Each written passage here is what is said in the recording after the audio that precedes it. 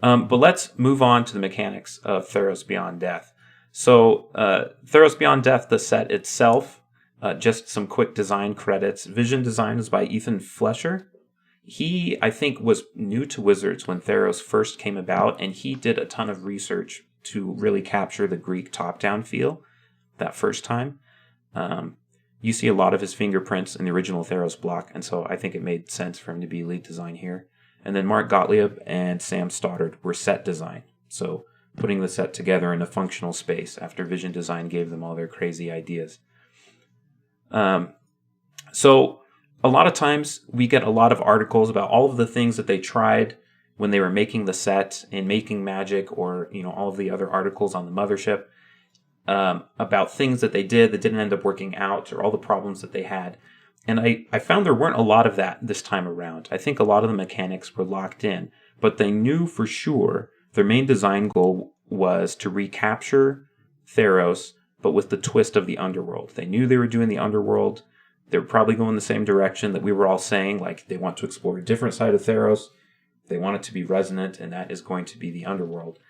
And so they had, in Vision Design, one mechanic they definitely wanted to do was something splashy that would capture that sense of the underworld, and they had this weird mechanic called Stygian. And there's an old card. I'm going to have to look it up. It's called Raging River. Mm-hmm. And you can read about this in the articles. I think it was in a few. It basically splits the battlefield. And with Stygian, Stygian would make it so that creatures could be on one side of the battlefield or the other. And one side of this river would be the underworld. And creatures could only attack or block each other over there. They couldn't attack or block each other on the other side. Or rather, people not in the underworld could attack and block each other, and vice versa with the underworld. And that was, going to be the resonant underworld splashy mechanic, which got summarily killed in set design. What do you guys think of Stygian and what you've read or heard about that? I thought that Stygian was exactly what the set needed and didn't get. Yeah. From what I remember, I'm looking over it again now. What I remember is it felt like they really poured a lot of energy into it. There's a huge section in the article all about this, right? And I just got the vibe that even if they didn't say it explicitly, it really felt like they were really trying to make it work. They, in fact, handed it off. Like, this was the handoff mechanic. They did not switch to escape in Vision Design. That took set design to realize that. And that means that they poured at least the entire amount of exploratory and Vision Design time into things like this, or that were this, right? Yeah. This has been happening. We're not talking about Ikoria today, but Ikoria also had this issue of they poured a lot of energy and time into certain iterations of a mechanic, and it makes it more difficult to adjust course later. But this is like the most evident form of it, I think. They started off with something that would have carried their splash. It would have really sold the set as being underworld, right? It was a very innovative mechanic. It was a very different mechanic. It was a very flavorful mechanic. And then they lose it. They realize they can't pull it off, right? There's too many issues for balancing it. Apparently, it's too difficult for digital. It was not creating fun gameplay. It didn't match how the underworld actually works, because if I remember correctly, like, you could tap to decide to go to the underworld, Yeah. or you could just choose to start in the underworld. Um, there were lots of weird problems with it, right? And so they had to scrap it, and then when they did scrap it, they got left with escape, right? Which is fascinating because the last time we were here, they tried doing buyback, like literal straight up buyback, or they tried doing recover, right? So it seems like Theros has this very odd inclination towards revisiting dangerous repeating mechanics. Wait, they tried to do that in original Theros? Yes, in Born of the Gods, they tried to bring back recover instead of strive. Oh. Strive was originally recover. Oh, weird. Yeah, right? And Yeah. so I think that, like, spiritual infection remained when they came back to Theros and they decided to try it again, and They this time didn't. they actually went with it. But you see, like, when you see Theros Beyond Death, I think more than most sets, even more than the last time we had this kind of talk, it's very clear that there's a hole in the set, that there is a giant missing part, and that they filled it in. And in the final product, you don't really like when you're playing with the cards. As you said, it feels like a well-oiled machine. Once the cards are interacting and once you see these connections, it doesn't feel like there's anything missing. But as an overall picture, like a jigsaw piece, you look at that and you realize that there is a giant, like, odd space where they were missing something that was very clearly meant to handle what the other mechanics are not. Our Yeah. other mechanics are sagas, constellations, and Devotion. devotion, right? And those are all returning mechanics, for one. For two, they're not splashy mechanics. Sagas and devotion might have at one point been splashy, but they're not anymore. Um, Constellation is the exact opposite of any form of splash. It is the most workhorse way to care about enchantments possible, Yeah. right? And so they really needed something for that spot that would have sold Underworld, that would have sold the tone, the feel.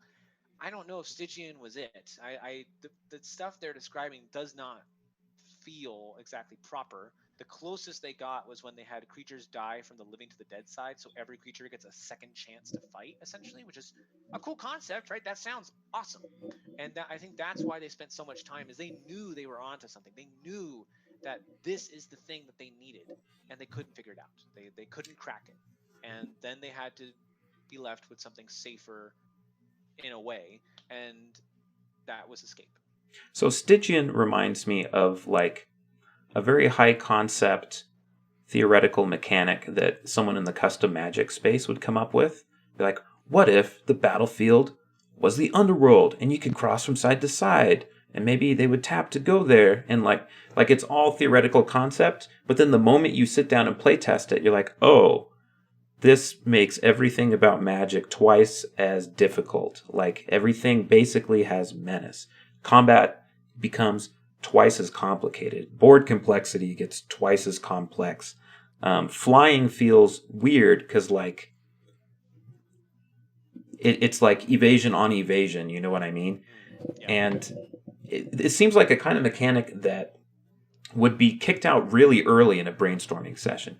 But at the same time, it's not Vision Design's job necessarily to like, oh, well, the number one goal of our mechanic is to make sure it works really smoothly. They need to, you know, be searching outside the box. And the thing I admire about Stygian is it would have made games feel like you are in the underworld. Like it would warp the games significantly in a similar way that, you know, Bestow kind of warps a board, or Heroic, or just those kind of like Voltron-y play patterns that we were talking about with Theros.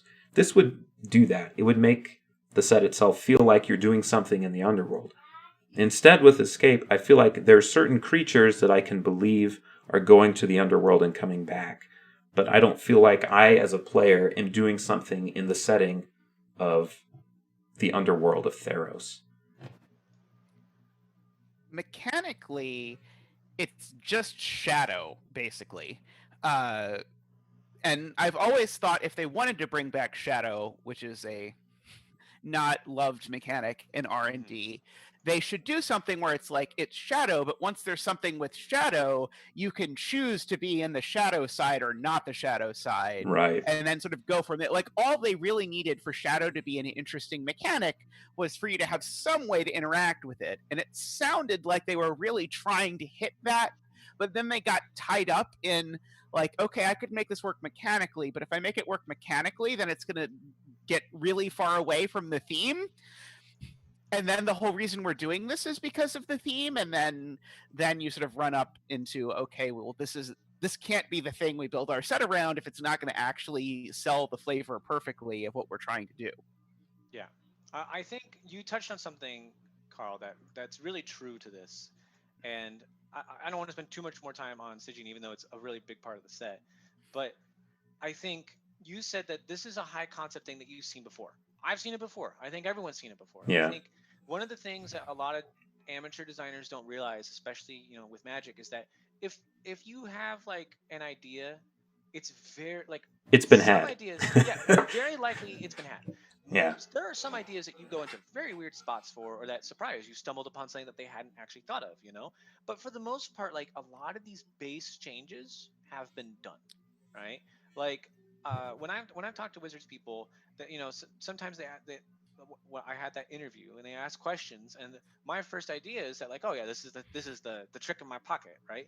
I pull it out and they go, oh yeah, we dismissed that 6 years ago, or yeah, we tried that in Scourge era and it didn't work. We Yeah. realized it. And I'm like, oh, fantastic, right? Because that was the thing that they weren't sharing as much.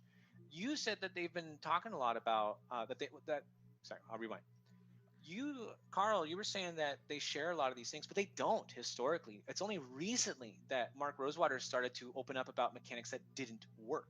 And I don't think I think they're very tactical about it too. Yes. Like, they only want to share certain things that help the narrative that they're trying to sell with the set, as well as being informative and interesting. But they're not like for example, when we did our Throne of Eldraine design review, it was vastly helped by them publishing the official Vision Design handoff document online. Yeah. Like, we saw exactly what Vision Design gave to set design, and we saw all kinds of mechanics that didn't work out, but we could see the seeds of them in what did happen.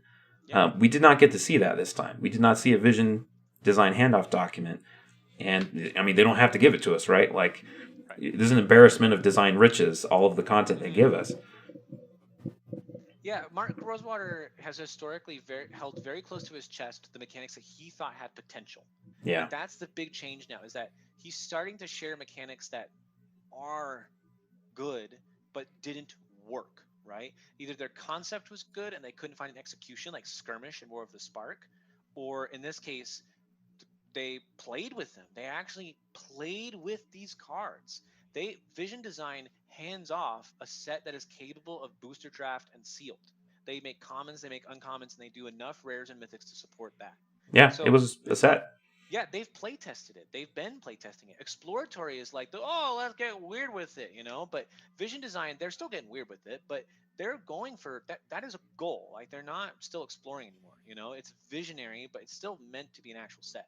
So this had enough meat to it, and that they try to make it work. And that's why it keeps coming up when people get these ideas. Shadow is one of those mechanics where you're like, the seed of this idea of creatures that are able to deal with each other but not these other creatures is good. How do you fix it, right? I've made that mechanic. I know that when I was making it, Tommy helped me out because he's made that mechanic, right? And there's all these different ways to make it work. And they had just unfortunately penciled themselves into a space where they also had to meet a flavorful execution as well, like what Tommy was saying, right? Mm. And another problem is that because there are so many returning mechanics, like, it's almost like all the design went to nothing. Because how much work does Vision Design have to do to realize we should bring back Devotion, Sagas, and Constellation? You know what I mean? It's almost like all of Vision Design was thrown away if all they offered was Stygian. And, like, I'm sure there was a lot more to it than that, right? Like, yeah. But from our perspective, this was the thing they sent. I mean, I can't believe that there was no other mechanic backups that they had, or maybe they just had a lot of conviction and set design just wasn't convinced. I don't know. I think so. Before I mentioned the magic trick, and now I can go into detail about what happened here, right? Which is there was a lot of work behind the scenes. This is there. When you mentioned Constellation, they also tried a gazillion other enchantment mechanics. And that's the next mechanic that was right. I just put not Stellation because they tried 100 different things and then they realized, oh well, it's just what we really want is Constellation. Right. And in the article again, they're very clear that they say, like, we tried Convoke but enchantments, Metalcraft but enchantments, Champion but enchantments, right? And then they're a lot more invasive about the things that were unique. They say things that only showed up on enchantments, mechanics that only work on enchantments, which is an interesting distinction. Things that turn into enchantments that turn into things, right? They clearly were trying a lot of different things. And they're evasive about some of those things because maybe some of them worked. But when you're just trying to make enchantments matter, they very quickly realize just say enchantments matter, right? And it might not sound like they did a lot of work. Like when you see the final project, you go, oh, they just put constellation back in, and it's on not enchantments sometimes. Cool, right? Right, But but it's still tragic that what comes out of all that work is something that maybe didn't necessarily. It's not like all that work necessarily bore the fruit that they wanted it to. exactly. It's the true Greek tragedy of Theros Beyond Death. Yes, the set is the tragedy. Um, yeah, it's hard because that is still it doesn't give them what they wanted, yes, but it does inform them. Knowing about the things that Yeah, do and do not work with enchantments will be translated into individual card designs, is the hope, right? This mechanic might not make it into the set, but it might inspire the card that makes the set feel more like an enchantment set. And I think we see that in a few of the cards. There was that really weird green uncommon that stops your stuff from being countered and makes creatures based on lands and also their enchantments. Like it's ridiculous. oh, that And card's weird. yeah, I won't even say the name, like because I can't remember. It's a weird card, and it doesn't matter about its details. What matters is that card reeks of the DNA of all these different things they did to care about enchantments. And one of those things might have been turning stuff into enchantment creatures, right? Which is Hmm. implied. And so that's the kind of thing where, we liked that. Let's make sure it ends up on a card, right? It makes it onto a card. Or this was the best design that did that. Mm-hmm.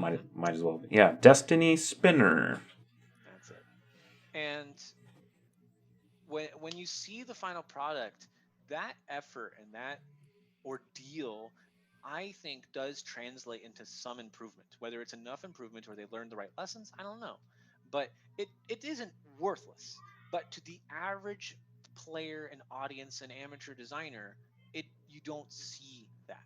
That's So fair. often, yeah, so often you hear people say the designers got lazy, right? And that's rude because they work full days. I don't think they necessarily get lazy for these kind of things. I do think they sometimes realize that you don't reinvent the wheel in this particular instance, and it can take a lot of effort to make that realization. And of course, they're not going to start there. They don't want necessarily to have all these returning mechanics, but they just realized it was the way to go. Maybe next time they will crack the enchantment mechanic that works better, especially because there will be different variables in the form of not being an underworld set, not having this, not having that, etc. But in this case, it's what we ended up with, and it once again leaves the set feeling uh, a little less like the original Theros. Hmm. I will say I think they partially got so raked over the coals the first Theros that there weren't as many cards that screamed enchantments, enchantments, enchantments, and big flashing lights that they felt they needed to have a mechanic that did that. And in Journey to Nyx, they had Constellation, but they only put it on enchantments. But they sort of realized that Constellation really isn't a great mechanic. And in particular, I think they realized the things you have to do to your set to make Constellation work, as we'll, I'm sure, talk about later, are bad. I think Constellation made them print all kinds of stuff that I think they're well aware they should not print. Like I'm sure we'll talk later about vanilla enchantment creatures and enchantments that are sorceries and all of these things that they had to do to make Constellation quote unquote work by printing enchantments that aren't enchantments, that are really other things. And so I think they really wanted a mechanic, and I know Trevor really, really, really wants this mechanic too, a mechanic about enchantments that lets you print actual enchantments rather than slap enchantment on things that aren't enchantments.